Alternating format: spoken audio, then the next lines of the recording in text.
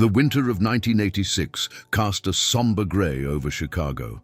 Muhammad Ali, once the embodiment of lightning-fast reflexes and thunderous power, now moved with deliberate slowness through his spacious living room.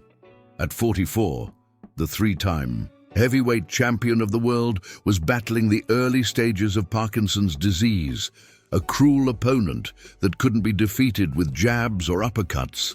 Ali's longtime manager and friend, Harold Wilson, arrived that morning with news that would pierce through the quietude of the champion's reflective days. "Someone's offering $2 million for you to meet a woman," Harold said, placing a thick manila envelope on the oak coffee table.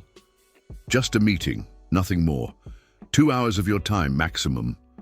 If this story has already made you feel something, however small, don't leave without giving back. Comment and tell me where you're watching this video from, and subscribe to the channel." Ali's eyebrows raised slightly, the trademark sparkle returning to his eyes for a brief moment. $2 million to meet somebody. Who's this woman? The Queen of England?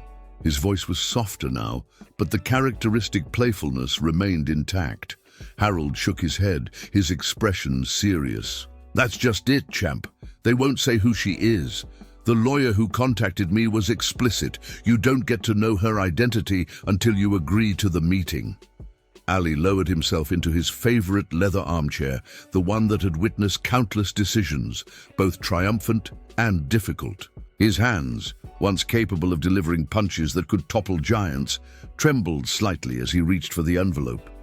"Since when does the greatest meet people without knowing who they are?" Ali murmured, more to himself than to Harold. "This doesn't sound right." Harold sat across from him, leaning forward. "I thought the same thing, but I've vetted the offer thoroughly. The money is real, already in escrow.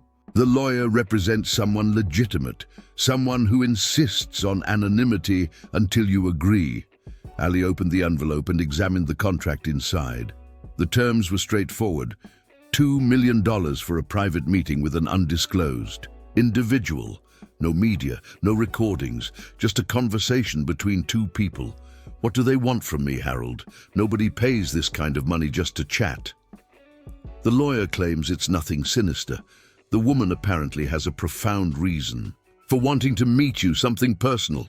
She's willing to pay handsomely for the privilege. Ali's gaze drifted to the window, where Chicago's skyline stood resolute against the winter sky.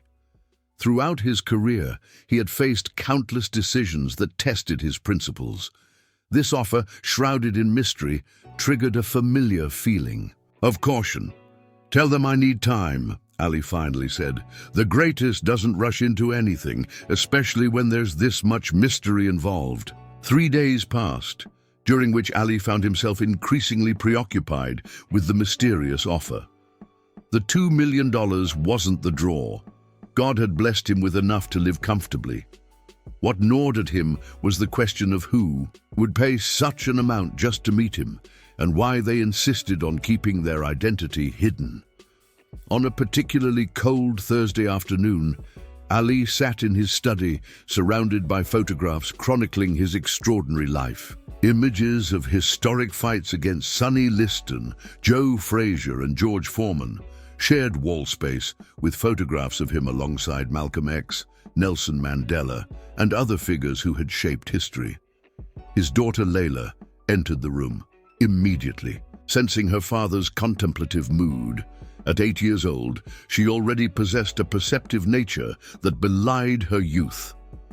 "What's wrong, Daddy?" she asked, climbing onto his lap with the natural confidence of a child who knows she is deeply loved. Ali smiled, the kind of smile that transformed his entire face. "Your daddy's trying to make a decision, sweet pea. Sometimes even the greatest needs to think hard about things. Is it about the lady who wants to meet you? Mommy told me about it," Ali chuckled. "Not much stays secret in this house, does it?" Layla shook her head solemnly. "Mommy says you're worried because you don't know who she is." "That's right. And Muhammad Ali doesn't like mysteries when they involve him." Layla considered this with The serious expression children adopt when grappling with adult concerns. "But Daddy, you always say we should help people if we can. Maybe this lady needs your help." The innocence of her question struck Ali deeply. Throughout his life, beyond the boxing rings and the global spotlight, he had strived to embody the principles of his faith: compassion, generosity, and service to others. Even as his health declined, he remained committed to these values. That evening, after Layla had gone to bed, Ali called Harold. "Tell the lawyer I'll meet with this mysterious woman, but I want half the money donated to Parkinson's research and the other half to go to children's education programs in Louisville." Harold wasn't surprised, as Lee had always viewed his wealth as a means to help others rather than to enrich himself. "I'll let them know, champ. They want to schedule the meeting for next week at your convenience." "Next Tuesday," Ali decided. "Afternoon. And Harold, make sure this isn't some kind of ambush. The greatest has dealt with enough surprises in his life." The days leading up to the meeting passed with excruciating slowness. Ali found himself increasingly curious about the identity of this woman who valued a conversation with him at $2 million. Was she a fan with extraordinary wealth, a journalist seeking an exclusive story, perhaps someone connected to his past in ways he couldn't foresee? On Monday night, the evening before the scheduled meeting, Ali couldn't sleep. He sat on his bedroom balcony, wrapped in a thick blanket against the February chill, gazing at the stars that punctuated the clear Chicago sky. Lonnie, his wife and steadfast companion, joined him, placing a gentle hand on his shoulder. "Still wondering about tomorrow?" Ali nodded. "I've met presidents and kings, fought the toughest men alive, and stood against a government that wanted to send me to war. But something about this meeting has me feeling like a nervous rookie again." Lonnie settled into the chair beside him. "Maybe that's not such a bad thing. When was the last time you felt genuine anticipation about meeting someone?" Ali considered. Her words.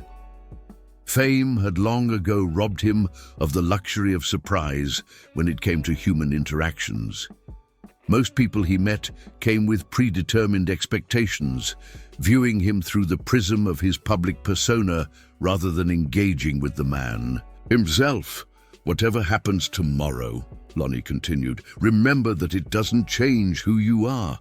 Muhammad Ali, not just the boxer or the celebrity, but the man I love, the father our children adore, the human being who has touched millions of lives through your courage and convictions." Ali reached for her hand, grateful for her wisdom. "How did a loudmouth from Louisville get lucky enough to find you?" They sat together in comfortable silence, watching as night slowly yielded to the first hints of dawn. Whatever tomorrow would bring, Ali would face it, as he had faced every challenge in his remarkable life. With courage, dignity, and an unwavering commitment to his principles, Tuesday arrived with surprising sunshine, as if the heavens themselves were curious about the impending meeting. As agreed, a luxury car arrived at Ali's residence precisely at 1 o'clock. The driver, professional and discreet, informed Ali that they would be traveling to a private residence just outside the city. During the 40-minute drive, Ali watched the urban landscape of Chicago gradually give way to the affluent suburbs. They eventually turned onto a private road leading to an elegant but understated mansion set amidst carefully maintained grounds. As the car came to a stop, Ali noticed a woman in a wheelchair on the covered porch. From this distance, he couldn't make out her features clearly, but something about her posture suggested both fragility and determination. Harold, who had accompanied Ali, spoke quietly. "The lawyer says you're to meet her alone. I'll be right here if you need anything." Ali nodded, steeling himself as he stepped out of the car. The winter air felt sharp in his lungs as he made his way up the path. With each step, the woman's features became clearer, and a profound sense of recognition began to stir within him. When he reached the porch, Ali found himself looking into the face of an elderly woman, perhaps in her 70s, with intelligent eyes that studied him with unmistakable emotion. Something about those eyes triggered a memory so distant, yet so vivid, that Ali felt momentarily disoriented. "Mr. Ali," she said, her voice carrying the faint traces of an accent he couldn't immediately place. "Thank you for coming." Ali took the seat beside her, feeling an inexplicable connection to this stranger. "I believe you have me at a disadvantage, ma'am." She smiled, a smile that transformed her face and suddenly bridged decades of time. "My name is Hannah Rosenberg. You wouldn't remember me, but we met once, very briefly, in 1942. You were just a little boy then, called Cassius." Ali's heart began to race. 1942. He would have been just a child of barely 1 year old. "I'm sorry, but I don't recall." "Of course you don't," she said gently, "but your mother would have remembered me. I was the nurse who helped deliver you at Louisville General Hospital." Ali stared at her, speechless for perhaps the first time. In his life, this woman had been present at the very moment he entered the world. Hannah reached for a folder on the table beside her and removed a faded photograph. "This was taken the day after you were born. I'm standing beside your mother's bed. Hospital policy didn't allow us to be photographed with patients. But your mother insisted." Ali's hands trembled as he took the photograph. There was his mother, looking exhausted but radiant, cradling a newborn. And beside her stood a young nurse, perhaps 20 years old, with the same intelligent eyes that now watched him across decades of history. "But why," Ali began, his voice faltering, "why would you pay such an amount just to meet me again?"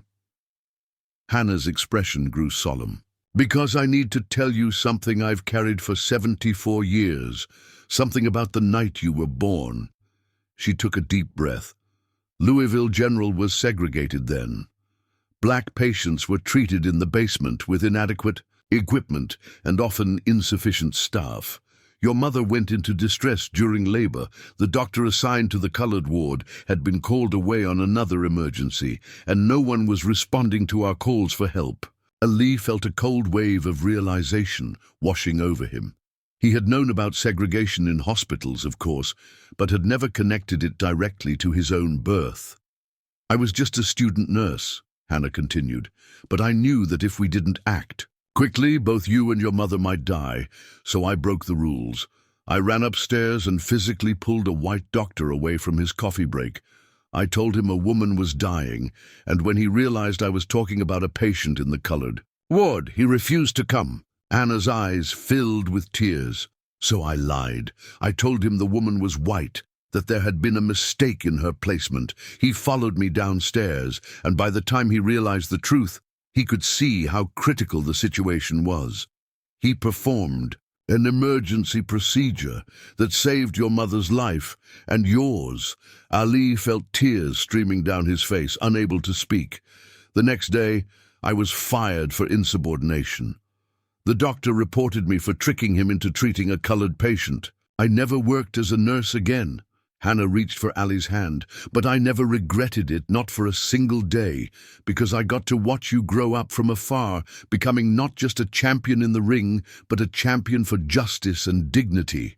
Ali was openly weeping now, overwhelmed by the revelation that his very existence hinged on the courage of this woman who had sacrificed her career to save him and his mother. "The $2 million, he managed to say through his tears. "Why?" Hannah smiled through her own tears. "Because I'm dying, Mr. Ali. Cancer. The doctors give me less than 6 months, and my last wish was to meet the little boy who made my sacrifice worthwhile. The money is from my late husband's insurance. We were blessed with financial success. I have no children or close family. What better use for it than to support the causes you believe in?" Ali moved from his chair to kneel beside her wheelchair, taking both her hands in his. "You didn't just help bring me into this world," he said, his voice breaking with emotion. "You made it possible for me to become who I am. everything I've accomplished, every life I've touched. You're part of that legacy. They talked for hours, far beyond the agreed 2-hour meeting. Ali learned about Hannah's life after leaving nursing, her marriage to a kind man who built a successful business, her volunteer work with civil rights organizations, her quiet support of Ali's career from afar. As the winter sun began to set, casting long shadows across the porch, Ali made a promise. Your story will not be forgotten, Miss Hannah. The courage you showed, the sacrifice you made, that's the real championship fight, and I want the world to know about it. If you've made it this far and felt every word, won't you leave without subscribing? I tell these stories with my heart in my hand, to reach people like you, who feel, who get emotional, who truly live. If this really touched you, give back, comment, subscribe. Come be part of this family with me until the next video.